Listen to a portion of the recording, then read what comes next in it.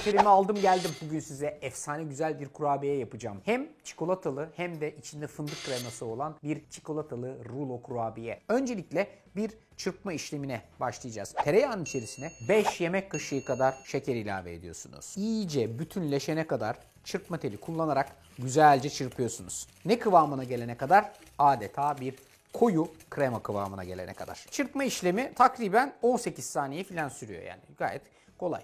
Şimdi bunun içerisine önce yoğurdu, arkasından da bir tane yumurtayı ekleyeceğim. Güzelce çırpmaya devam edeceğim. Çırptığınız zaman böyle kremamsı bir kıvamda olacak. Bak böyle sanki cupcake'lerin üstüne böyle sündürülerek konulan kremalar var ya, o kıvamda bir ayar arıyoruz. Şimdi artık çırpma telini kenara bırakabiliriz. Çünkü kuru malzemeyle çalışmaya başlayacağız.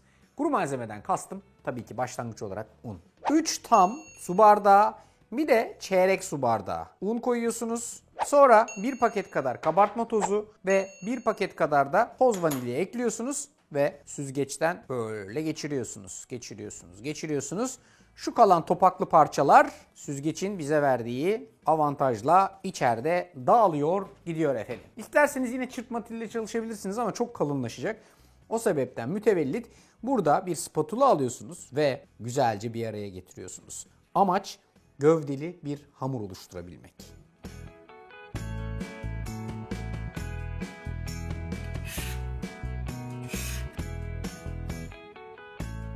Şu şekilde bir araya getirdim. Bak, yapışma kıvamında yakın ama hafifçe nemli. Şimdi aynı başladığım kabın içerisine alıyorum ve bu arkadaşı kesinlikle ve kesinlikle en az 10 dakika buzdolabında birazcık dinlendiriyorum. Tereyağı biraz topluyor ki açarken daha bize kolaylık sağlasın.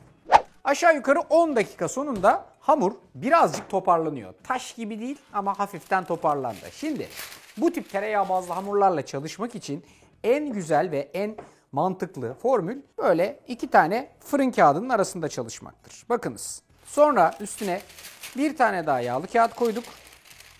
Bir merdane ile ince uzun bir form alacak vaziyette bunu böyle güzelce açmaya başladık.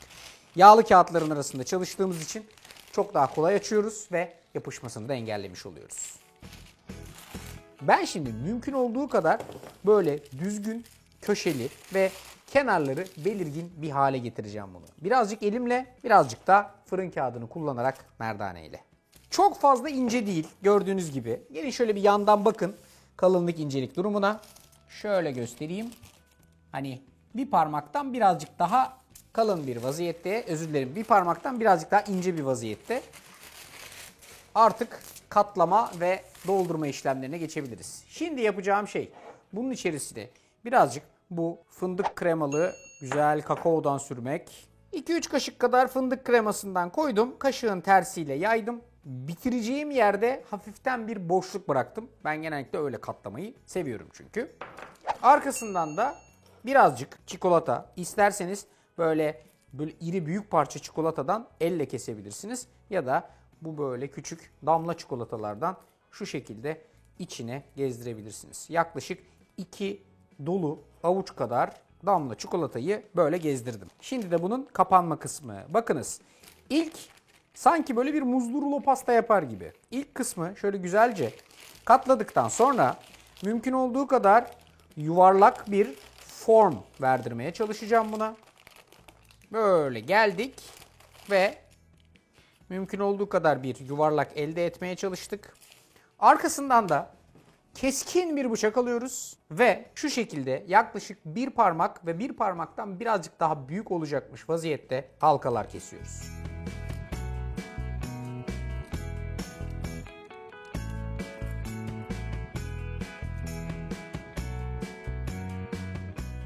Bu ruloları fırına atmadan önce üzerlerine son bir ekstra çikolata dokunuşu. Ne kadar çikolatası bol, o kadar lezzeti bol, iyi oluyor. Bu dokunuşu yaptıktan sonra gidiyoruz fırına.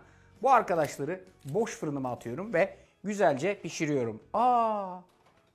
Fırını yakmayı unutmuşuz. Ne yapacağız? Yakmayı unutmadık. Özellikle yakmadık. Çünkü boş fırınımın Perfect Bake özelliğini kullanacağım. Yani o benim için her şeyi ayarlayacak. Bakın aynen şöyle oluyor. Önce fırınımızı açıyoruz. Asist özelliğine tuşluyoruz. Buradaki var olan seçenekler içerisinde kek, ekmek, pizzayı seçiyoruz. Hemen arkasından küçük kurabiye, Danimarka pastası ve başlıyoruz. Bu arkadaş bizim için olması gereken ısıya, olması gereken bütün teknik özelliklere buradaki kurabiyeleri pişirecek. Ha, sizin böyle bir özellikle boş fırınınız yoksa 180 derecede 20-25 dakikada pişirin. 10 numara 5 yıldız çıkıyor. En büyük sorun soğumasını beklemektir efendim. Bu kurabiyelerin teknik olarak bakın dünya çapında soğumasını beklemek en büyük sorundur. Zordur çünkü. Hala sıcak. Bak, üst, alt, kurabiye böyle patır patır. Ya Rabbi, bu neymiş ya? Bir sizin için tadına bakayım bak şöyle. Büyük bir ısırık.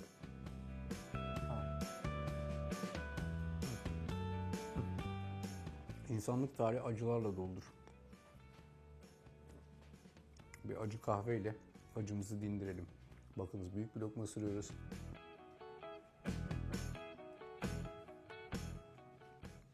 Kahvemizden bir yudum alıyoruz. Hadi sıra bizde hadi.